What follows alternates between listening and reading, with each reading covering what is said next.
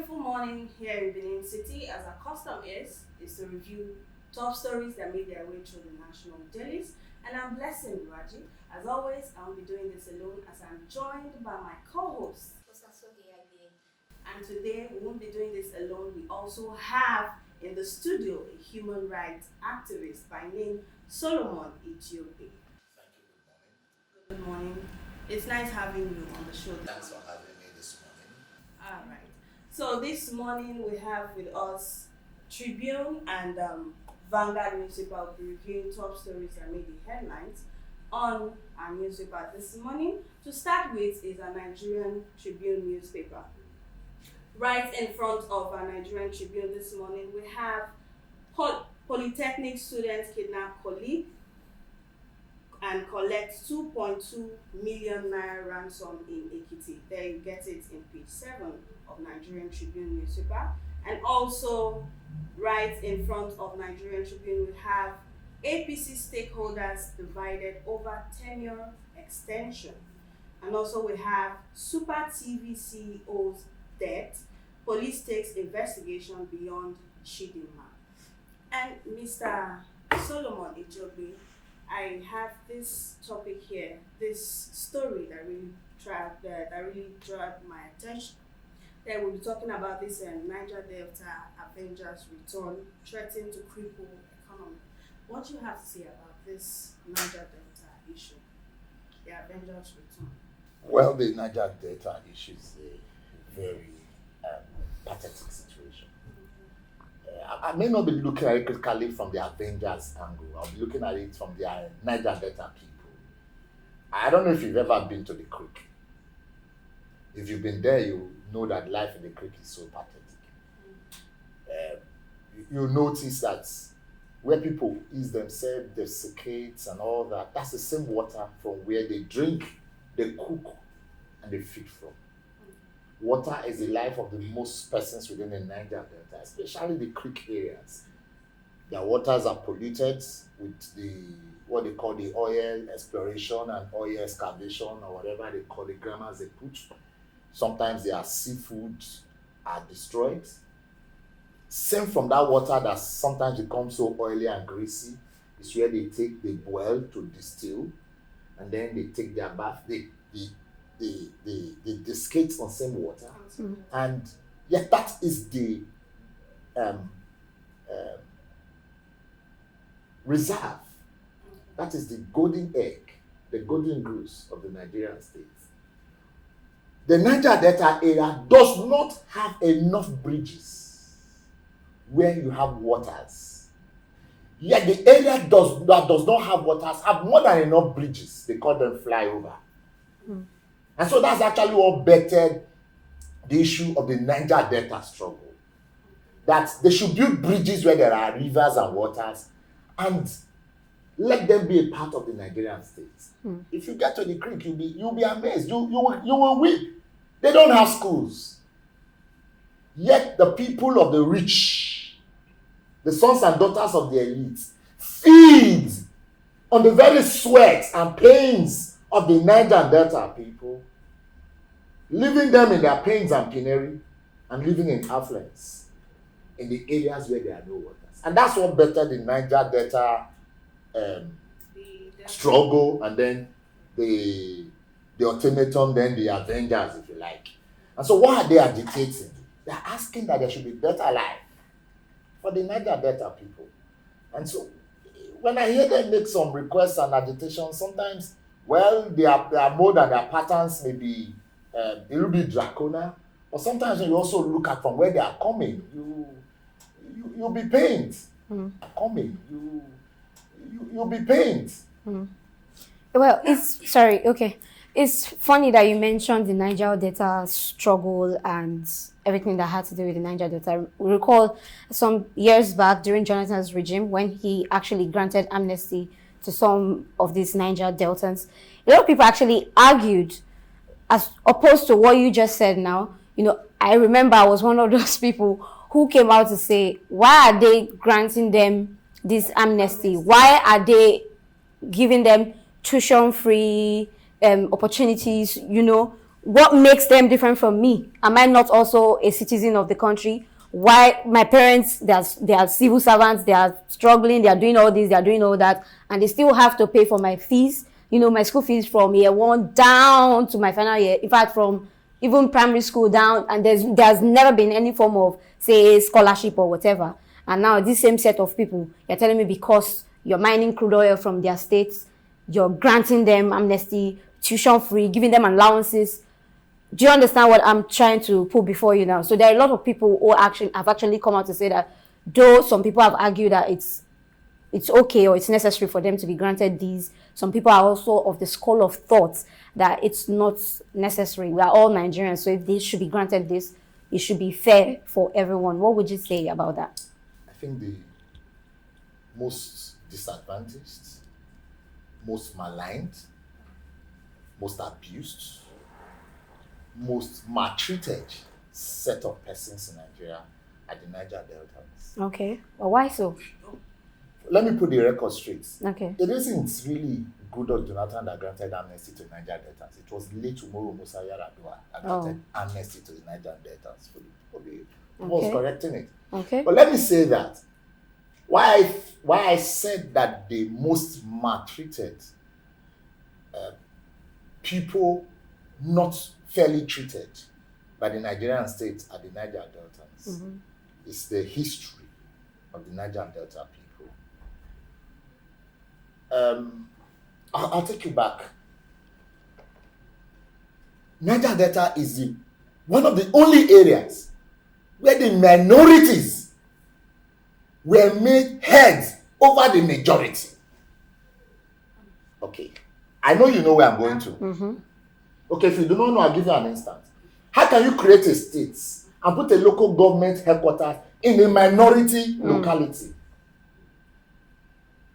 What did you think the federal government was doing? Federal government was conniving with their foreign partners to create problems for the Niger Deltans. I tell you, it created problems between the minority speaking people and the majority speaking people, and then they started fighting themselves. And that's what created all this crisis. And then you took, because ordinarily, they say he who pays the piper dictates the tone. Yeah. You understand? And the normal norms, the ethics is that let the majority have their way and the minority have their say. But what now happened? The minority had their way and the majority had their say. Yeah. That created a problem. And let me tell you what created the Niger Delta crisis and widened it. I'll give you a scenario analysis of what played. Government deliberately created states within the Niger Delta area, took local government headquarters to minority speaking area, knowing that the majority are more volatile persons. Aided, okay, I'll take you somewhere. Aided them to fight themselves. I'll give you an example. When Ken Saro-Wiwa was murdered, what led to his murder? Ken Saro-Wiwa was an environmental activist who felt that the people of the Niger Delta were not well treated, and they needed a fair share from the Nigerian states. The man preached. I know you could hear later now they're talking about the Ogoni cleanup and all that. Those were the agitations late Ken Saro-Wiwa was talking about. And the man was murdered. But before the man died, he made a comment that today is asking with peace for a fair share for his people. A time will come when this request will be made with blood. And you know what happened? The government of the Nigerian states created a divide among the people. They connived with the chiefs and elders of various communities and clans, stole their wealth, gave a portion back to them, created a deceit among them. Those ones came in an analysis, I'll put it so much that like they took a drum of oil and presented the 24 liters of oil to be shared amongst them. And when later the people realized that our chiefs were collecting barrels of oil and giving us liters of oil, it created issues of kingdom and infighting. Now, what point I'm trying to make is that it is the government that created the problem of the Niger Delta state. Today, these people are doing agitations and you are talking about issues have not been solved. You cannot compare. Sometimes I'm taken aback when people say the Niger Delta people are not different from the northern insurgents they call the Boko Haram. They are two distinct things. The Niger Delta people are asking for a fair share. You say because you said something because they just mine oil from their area. So they should. Of course, that's why. Because it is the oil that the Nigerian state is dependent on. Nigeria, before the discovery of oil in the Niger Delta, was living on agro economy. But today, Nigeria is living basically on oil. Yet the region that produces that oil cannot get a fair share. And you say we should not. I'm not asking for scholarship. I'm not asking for government sponsorship. But I'm asking that the people who live within the creek where the oil is actually being extracted from should have a fair share. They should have good roads. They should have pipe water. They should have electricity. They should have good schools. And not just enough for you to sit down in Aso Villa and begin to scoop oil from the land and then desecrate their land. If you go there, you see what oil spillage does to the communities. No compensation. And when they talk, you bring army and police to harass them. So these are some of the issues. That's why I say they are the most mistreated set of persons in this country. Well, it's quite an alarming situation, and made mention of having good roads, having good schools, having electricity. They don't even have schools. They talk about good roads. They don't have roads. Yeah, Do you know that there are places in the Niger Delta you go to, you cannot drive. You need to take a speedboat, and if you have fright for water, you will die and resurrect within the boat before you get to the area you are going. Do you know there are places you travel up to 3-4 hours inside the sea or waters to get to the locations? Yet people who do not know how these people suffer are enjoying their wealth in the region where there are no waters and there are bridges. And those who have waters does not have bridge. Like I said, it's alarming. Yeah, it's really alarming. Moving away from that, let's check this story out here. It says Kano resident to pay more for bread. And also we have, again, gunmen abduct traditional ruler in Ekiti State. That's also another news there about this. You made mention of insecurity there. The news is not complete. They didn't say unknown gunmen. Because that's a new vocabulary in Nigeria. Said gunmen. It should be unknown. Unknown gunmen, because every day is unknown gunmen. Is unknown. They are always unknown. Still on that insecurity of the thing, they also said Kwara government reviews how campaign donation tore APC apart in the state. About this insecurity, we have 11 killed, 22 injured in midnight auto crash on Ibadan Ife Highway. Now, speaking about this insecurity in our country, it's something that it's reoccurring on a daily basis, and it's as if we keep on saying all of this and nothing is being done about it. Now, what do you think is the way forward in all of these things, and how do you think there are even people out there that are listening to what we are saying? Well, it's painful to say that. I feel that the Nigerian government does not listen to the Nigerian people. Hard to say, but I'll say it. That Nigeria itself is insecure. Don't talk about the people. You may wonder, I say, how do you say Nigeria is insecure? Of course, Nigeria is insecure. Because insecurity is about things not being in its proper place. You can have financial insecurity, marital insecurity, job insecurity. Name all of the insecurities. They all exist in Nigeria. Is there political security? No. Is there job security? No. Is there financial insecurity? Is there economic insecurity in this country? No. Now, if you talk about the policing and the policing system, is there security even among the police force? No. A policeman is given an locally made gun, with all due respect. The kind of guns they carry are not sophisticated. That's the point I'm trying to make. And then the armed robbers are going to encounter are carrying sophisticated weapons. The least you have with them are AK-47. And you expect them to perform. A country where governments prefers to patronize hoodlums and provide for hoodlums than providing for security agencies. I know you are wondering why I'm saying that, but I'll tell you, I'll clear it very well. I'm aware the police in Nigeria are poorly empowered. We're talking from Edo State, for instance. I doubt if the Edo State Police Command has functional vehicles.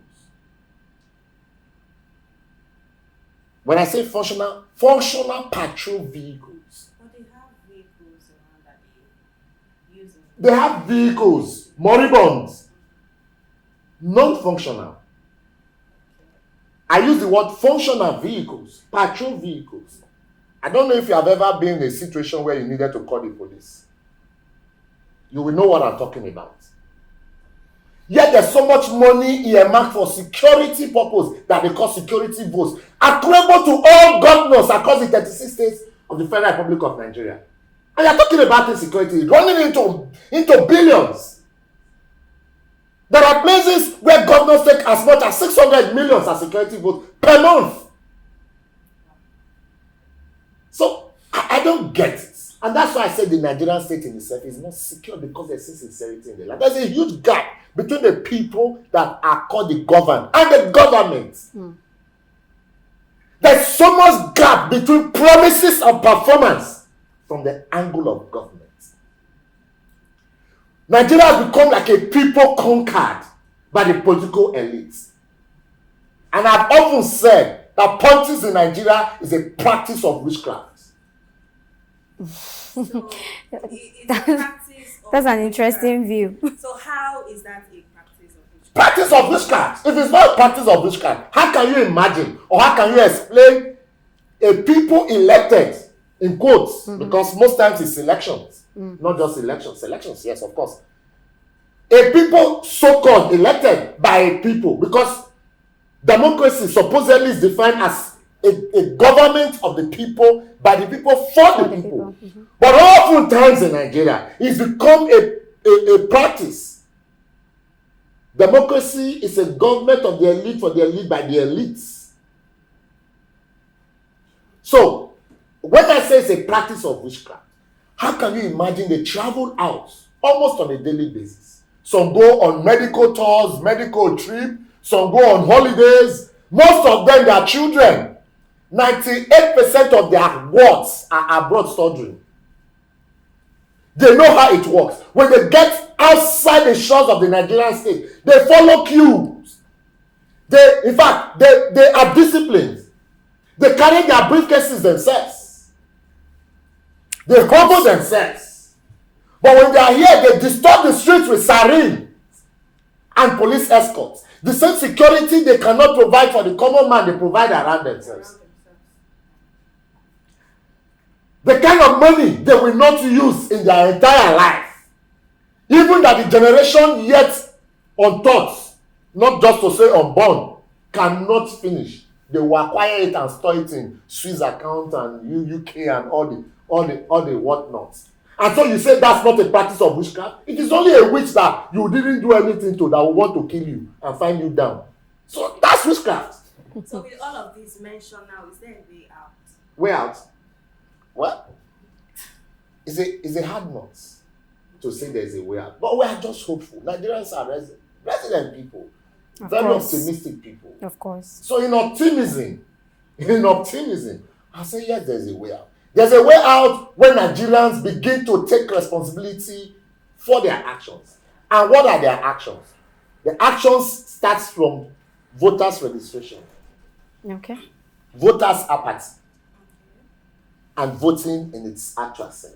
Okay. There will be a change when the Nigerian people decide to start asking the relevant, not just asking questions, relevant questions.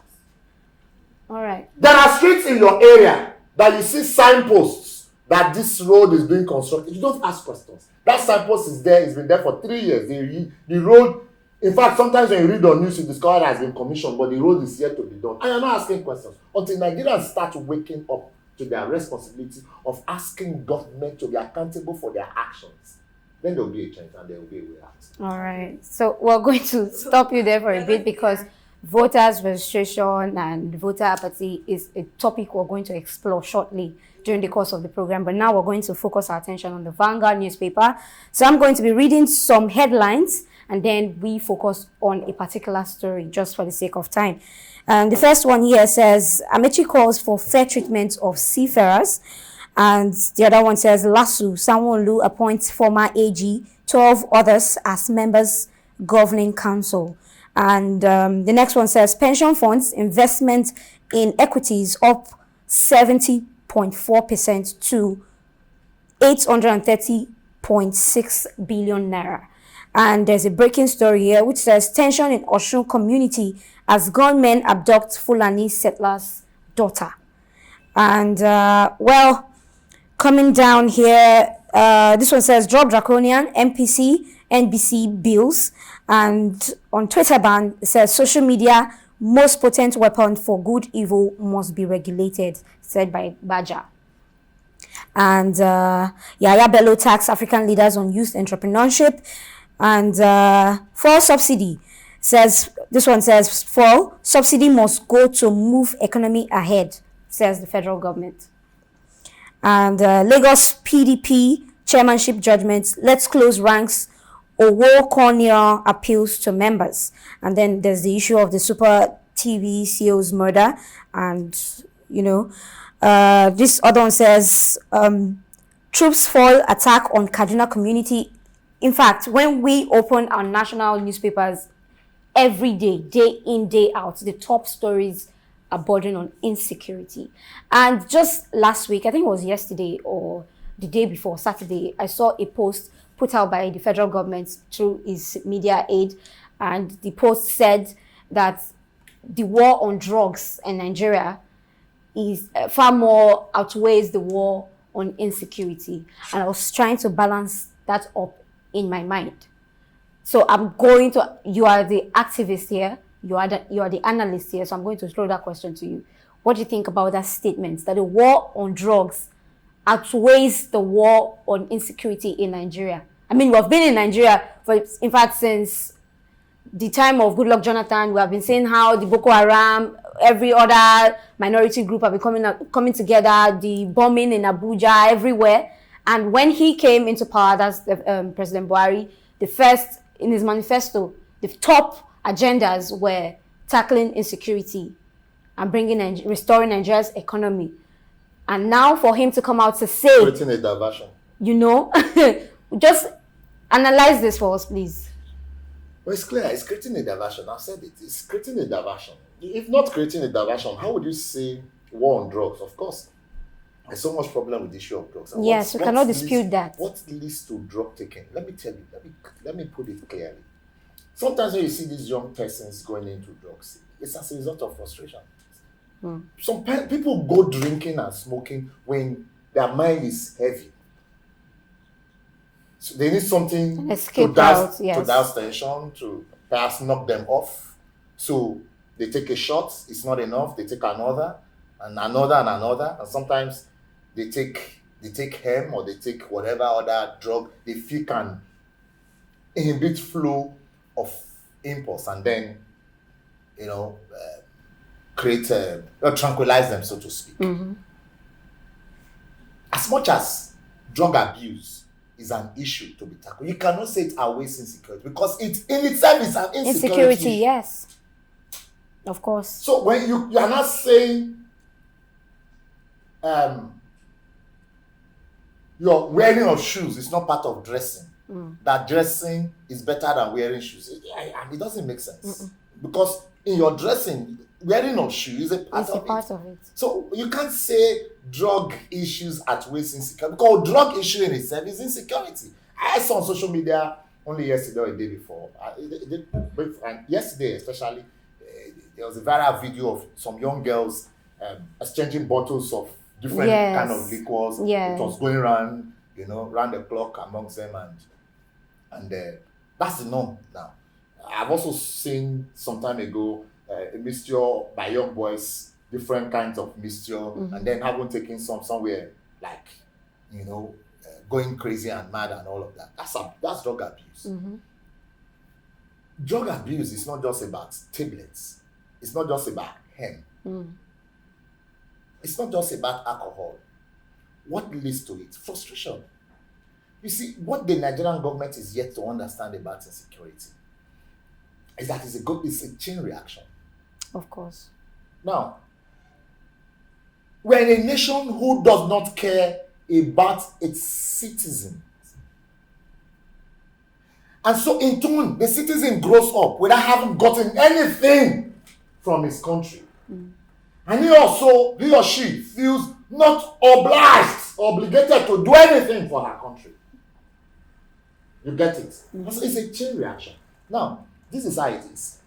The federal government is telling you that drug issue, the war on drug is higher than the world of insecurity. What are you talking about? How many people does drug kill compared to the issue of the known? Maybe they are trying to differentiate unknown gunmen, farmer headers clash, kidnapping as the insecurity and drug. Whereas those who are doing this same menace takes on hard drug before they go out. Yes. So is it not tied? It's tied. So who is deceiving who? That's why I told you Nigerian state is itself insecure. Nigeria is a scam. I'm sorry. But that's the truth. Nigeria is a scam. That's the word in the streets, actually. At first, the word education as scam. Yes, it was trending at some point. Now Nigeria is a scam. Ask me, I'll tell you. Who tell Flora Shaw to go stay and begin to discuss the issue of the Niger area? We beg him. No. Who agreed to make the Nigerian constitution? Now you? No. When they wrote on the first paragraphs of the Nigerian constitution that what's it called? This document or this constitution was brought together by the Nigerian people and blah blah blah blah. Was it you? Was it me? Is it not a concussion of the military government while they were exiting government and they cut and nailed it, tailored and doctored it and called it a constitution? So tell me that Nigeria is not a scam. With all due respect, Nigeria as we sit today, until the government is able to sit down and marshal out the issues of the Nigerian state, and the Nigerian people are able to sit down too and have a discourse, until the Nigerian people and the Nigerian government are running an open government system where government and governance is participatory, we may not and may never move forward. All right. Thank you so much for that insight there. Moving away from our newspaper review segment now, we will be looking at the election process in Nigeria, because you made mention of voters' apathy and all of that. So now, Mr. Solomon Ijobe, if you can throw more light to this, how is the election process like in Nigeria? Flawed. Okay. Okay, when you mean flawed, what do you mean by that? With irregularities, insincerity, malpractices, vet pains, grudges, backbiting, name all the negative things. You see, election process in Nigeria is not too far from a scam. Okay, simply put, it's like a Ponzi scheme. Because you've been making mention of scams. Yes, I think the word scam should be incorporated into maybe our Nigerian constitution or something. I don't know, but let me use the word like a Ponzi scheme. Okay. Where they advertise to you that when you put money in here, in a couple of weeks or months, you are able to get triple what you put in. Back. And if you are not wise, you invest wrongly. Plus your capital, the anticipated interest or dividend will all get lost in the wind. I don't want to use the MMM as an example, or the forex trading, or even the Bitcoin. Technically, you just did. Okay, I didn't want to say it. Yeah. Maybe I had just technically said, Yeah. but not practically said. Mm-hmm. But having said that, theoretically, the election process in Nigeria is not, like in every other part of the world, though, Mm-hmm. it's not at its best. But Nigeria's one is not at its better. Because you need to see better before best. Mm-hmm. Yes, we have progressed since 1999 to good from bad. Because in 1999 it was totally gun running, ambushing, Mm-hmm. killing and maiming. But as we progressed, significantly, we've been able to reduce the issue of so much gun running, ballot box snatching, and all that. But the electronic malpractices has not changed. And so I'm afraid when I hear digitalization and Yeah. all, I'm afraid because when it comes to digitalization, digits in Nigeria means a lot. It's figures. That's true. If you listen to the elections that between President Muhammadu Buhari and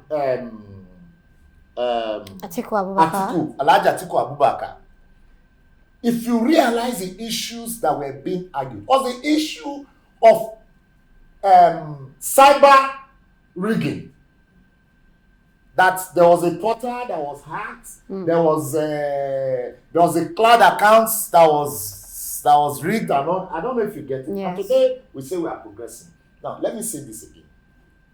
Why I said Nigerian political system has been flawed. Over time, Nigerians have discovered that it is not the persons they elected or wish to be elected that emerge at the end as winners of their elections. That only goes to show that Nigerian elections have not been elections per se, but selections. Only a few persons would have sat down and decided the fate of a people, of a common people. And that is why you have the kind of fake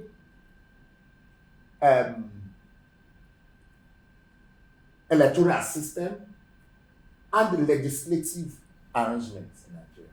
Sorry, I'm saying it's fake legislative arrangement because since 1999, Nigeria state has not been able to produce nationalists. Instead, we have succeeded in producing regionalists. You ask me why I'm saying this, I'll say it clearly. Have you asked why the Fulani you were seeing in 1970s, 1980 and 1990 Yeah, who were not there then. are different from the ones you are seeing now? Yeah. You say I said Fulani. With all due respect, I use that because most times when you talk about cattle rearers and breeders, it's most especially a trade Yes. for those Amongst tribes. predominantly their tribe. I grew up in this state, born and bred in this state. As small children, as young persons, we used to go around the cattle rearers in our villages and clans. When you see it's a normal norm here, they say, not be today, I start to see mal and see dagger, or see aboki with stick, or aboki and cattle. In cattle, these are the common things you see with the normal cattle rearer. It's not either, it's with his commanding stick, his kettle, his transistor radio, and his dagger, at best bow and arrow. Yet, as children, we go around them because of the cattle eaglet we used to refer to as leke leke. Yeah. This means that when you go dip your finger into the urine of a cattle, your fingers will grow longer, and then because of the cattle eaglet, you have white patches on your finger. Yeah. It took us around these cattle. We were not afraid Yes. of being kidnapped Or being maimed. or being maimed. Our family, our fathers and our mothers would go to farm as early as 5:30, 6 a.m. On horse, without a fears. What has changed? What has changed is that since 1999, we've succeeded in producing ethnic leaders who go to the National Assembly and talk about ethnicity, creating ethnic divide. That is what has succeeded in this country. And that is why today we are having this ethnic bigotry. Now, Sorry, I'm talking with such emotions because I'm pained that We today. cannot quite talk about Nigeria and its entire issues that we're facing without being emotional about it. Yeah, I mean, because Nigeria is today, our home. what took us to where I'm going now is the election process. Of course. We have not been able to sincerely elect people who represent us as a people. How can you imagine a state that a National Assembly will make an FOI bill and make it an act signed by the Nigerian government? And those states, for instance, will tell you it's not applicable because it has not been domesticated. What a lie. What a fake state. You only domesticate issues that are foreign. Not a law made by legislators for the various clans and quarters of the Nigerian state. Because obviously, what we have succeeded in seeing in recent times are not legislators but legislators. People who legislate on issues that concerns them and their people. Who are looting the commonwealth of the Nigerian state. No, see, I'm telling you, if you look at the issues of elections, if Nigerian people have been able to actually elect people who feel and have the national issues of the Nigerian states at heart, I'm sure the issue of insecurity would have been tactically tackled because collectively we speak. But here you are, you see a National Assembly member telling you that there's a cattle route from the north to the south and you cannot stop cattle rearers from moving from north to south because they are Nigerian people. You see another legislator from the north telling you that the oil that is in the south belongs to the Nigerian people, belongs to the northern people. And then he encourages his people to create problems. And then the southern legislator sees that, oh, there's problem in this area. He comes back and says, it is the people of the Niger Delta that has the oil. And you are inciting violence indirectly. What are they doing? They are regionalizing the state. Okay. And so that adversely has affected the Nigerian political system. And so when election comes, the money bags roll out their money. And so because the Nigerian people over time has gone to the ballot and discovered that in the end the results are not as it's anticipated, because sometimes you will know if the election is totally domesticated, allowed to be managed by those who have interests in elections. If you know that you go to the polling booth and vote the councillor from your area, he will win, you will want to go. But people do not go out because they feel over time, haven't tried once, twice, that when you go there and vote for Christopher, it's James that didn't campaign that we don't know, that just came from the US that has so much money that emerges as the head. People refuse to go out. That creates for voters apathy. And now when we have progressed systematically, we have retro. We're coming to that. We're coming to the voters apathy here. No, I just wanted to make my point clear that when we have succeeded in progressing significantly, we didn't know that we have succeeded in retrogressing very, very significantly. I tell you, because when you are saying you come to voters apathy, I was only trying to tell you that when you don't allow people do the things that should benefit them, you end up discouraging them in participating in what ordinarily should be their common collective goal. Okay, and that leads me to the next question for today's discussion.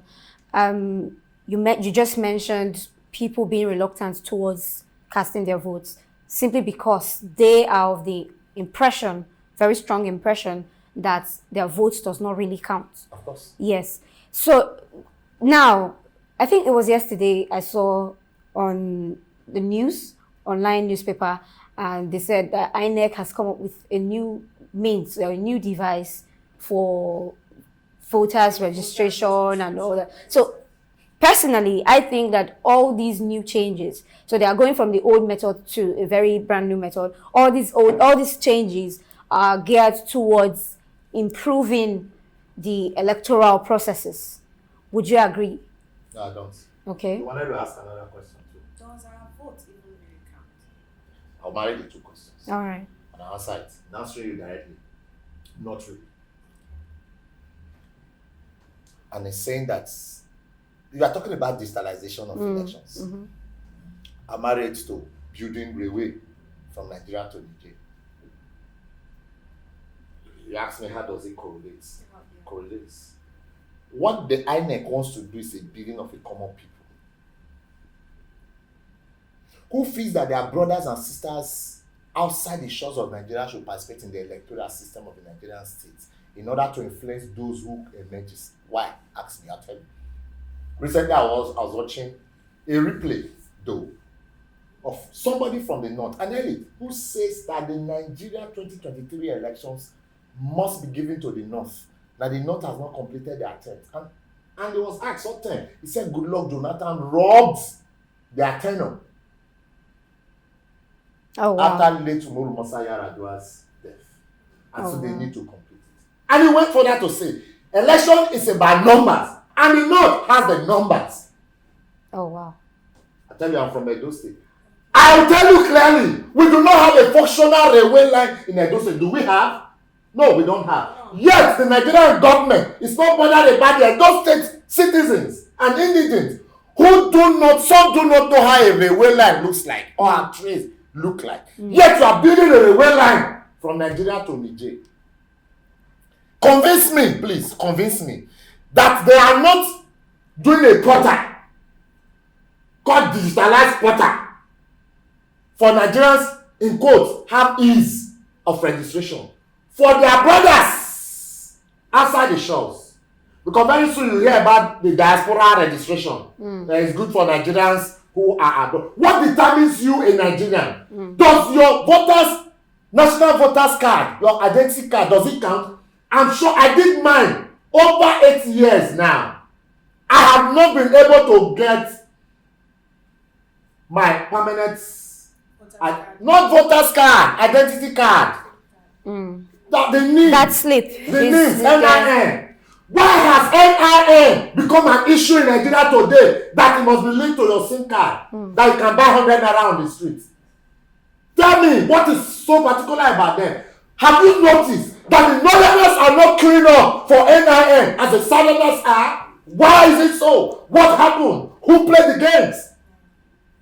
So when you tell me that the INEC is creating a portal to register Nigerians with ease so that Nigerians even abroad can register, my dear sisters, I tell you, and I make bold to say, that is a scam. They are only trying to open portals for their brothers and sisters because they told us that they have neighbors, they have brothers and sisters and cousins in the neighboring countries, and they have rights to move around in this country, and that is how I feel, and that is what I feel without apology. Okay. And that's good enough for us.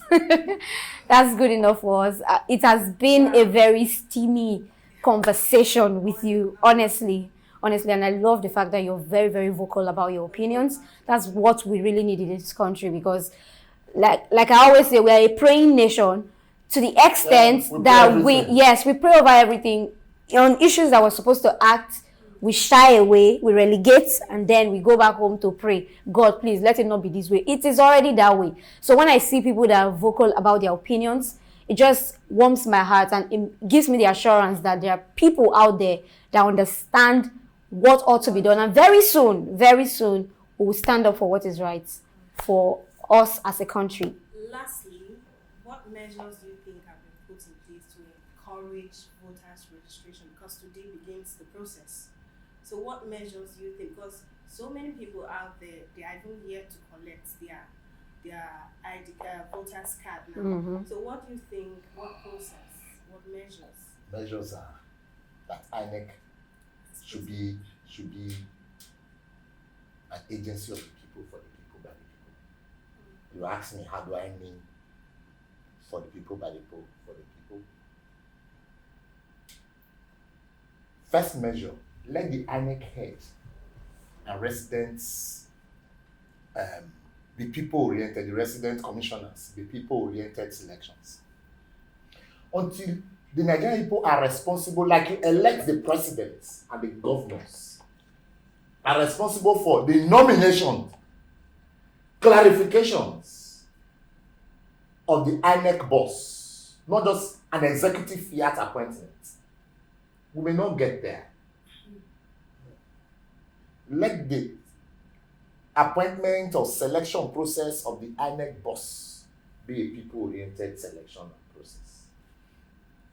And two, let their voters registration be continuous, not on paper. Because they tell you continuous voters registration and you go to the offices, nothing happens. It's a scam.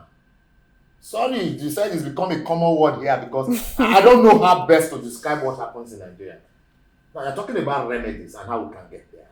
The only way we can get there is that government, INEC as an agency, should be able to be an agency where you can go and make complaints. Do you know, I don't know if you've noticed, that it is much more cumbersome and almost totally impossible to recall a legislator elected, whether as a member of the House of Assembly or a National Assembly, than voting that legislator into office. Because of the processes. Say, recall. It's there in the books, but it's not practicable. So they must create processes where your legislators are not performing. You have a right to recall them. And so you can re-elect. And then they must make things easy for the people. When you come out to go and cast your votes, let the INEC and the Nigerian government be able to be sure that our youth corpus they use for elections have life assurances, protections, and you that is going to vote, the electorate, also have protections right from your home to your polling unit back home. You say policemen with arms should not enter polling units. We agree. But in the end, gunmen, unknown gunmen, can enter polling units and create mischief and run away, and then they become unknown gunmen. So until we are able to be sincere to tackle issues, put the right peg in the right holes. If you like square peg, if you like round pegs in round holes and square pegs in square holes, the Nigerian state will never move forward. The problem of the Nigerian state starts from the electoral process. If we are able to get our electoral processes right, we'll be able to get the Nigerian problems right. Because if you elect the right persons, the Nigerian problems will be corrected by the right persons. If you elect the wrong persons, who are ethnic bigots, they will go there and talk about ethnicity, religion, because that's the common denomination. I tell you, Nigerian state has two political parties. Party of the poor versus party of the rich. It is only the common man who does not really understand the feeble-minded that thinks that there are several political parties that are known. And let me also say this clearly, too, that what happens in Nigeria is just a chess game running around the political elites. They'll call names, tomorrow they will circle themselves. Party A today, party B tomorrow. Let there be sanctions. There are laws in the Nigerian books that you cannot spend beyond X amounts if you are on a political elections. How many people have been sanctioned and jailed for violating, or they don't violate it? A lot. So let the laws, electoral laws, be enforceable and be enforced. Not laws meant for some against some. If the INEC as a commission is able to enforce their laws and their rules strictly as it is, we have a better electoral process. People will not have trust. So, simply put, let INEC build trust among themselves and the people of the Nigerian state. Okay. Thank you very much for that. So Do you have anything else? Yeah, well, it seems like the bottom line of all the conversations we've had today centers around sincerity and transparency. Very well. That's what we really need. Very well. Sincerity and transparency. And when we make that our watchword, it means we're good to go. And on this note, we've come to the end of our segment on Dawn on Viewers TV. And we've had a nice time with Solomon Ijiobi. He's been able to highlight the election process in Nigeria. He's taking it from the angle of the electoral process, that if we're able to get the electoral process right, then we can get the right persons. And please don't forget to like, share, and subscribe to our social media handles on YouTube, Facebook, Instagram, and Twitter. And until next time, same station, I'm Blessing Raji.